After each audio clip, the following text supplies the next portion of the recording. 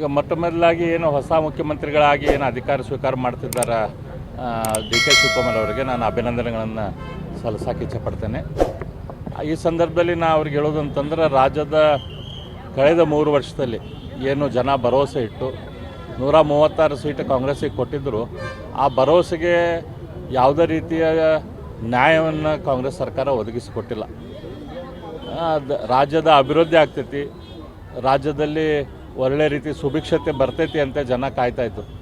ಆದರೆ ಕಳೆದ 3 ವರ್ಷದಿಂದ ನಾವು ನೋಡ್ತಾ ಇರೋದು ಯಾವುದೇ ರೀತಿಯ ಅಭಿವೃದ್ಧಿ ಕಾರ್ಯ ರಾಜ್ಯದಲ್ಲಿ ಆಗ್ತಾಯಿಲ್ಲ.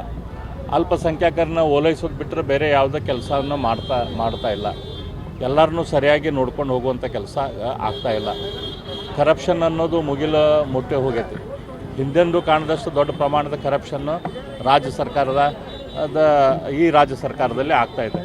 ಹಾಗಾಗಿ ನಾನು ಡಿ ಕೆ ಶಿವಕುಮಾರ್ ಅವರಿಗೆ ನಾನು ಈ ಸಂದರ್ಭದಲ್ಲಿ ಮಾಡ್ಕೊಳ್ಳೋ ವಿನಂತಿ ಅಂದ್ರೆ, ಈ ಏನು ಹೊಸ ಅವಕಾಶ ಬಂದೈತಿ ಇದನ್ನು ಸರಿಯಾಗಿ ಉಪಯೋಗ ಮಾಡ್ಕೊಳ್ಳುವಂಥ ಪ್ರಯತ್ನ ಮಾಡಿರಿ.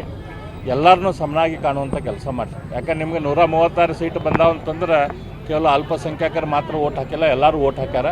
ಹಾಗಾಗಿ ಎಲ್ಲರದ್ದು ಕಾಳಜಿ ತೆಗೆದುಕೊಳ್ಳುವಂಥ ಕೆಲಸ ನೀವು ಮಾಡಿರಿ ಅಂಥೇಳಿ ನಾನು ವಿನಂತಿ ಮಾಡ್ತೀನಿ.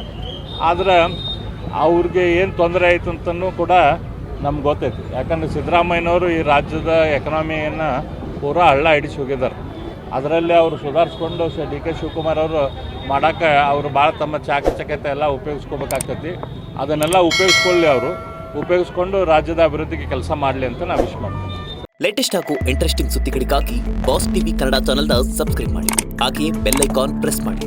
ಇದರ ಜೊತೆಗೆ ಫೇಸ್ಬುಕ್, ಇನ್ಸ್ಟಾಗ್ರಾಮ್, ಎಕ್ಸ್ನಲ್ಲೂ ಮಿಸ್ ಮಾಡದೆ ಫಾಲೋ ಮಾಡಿ.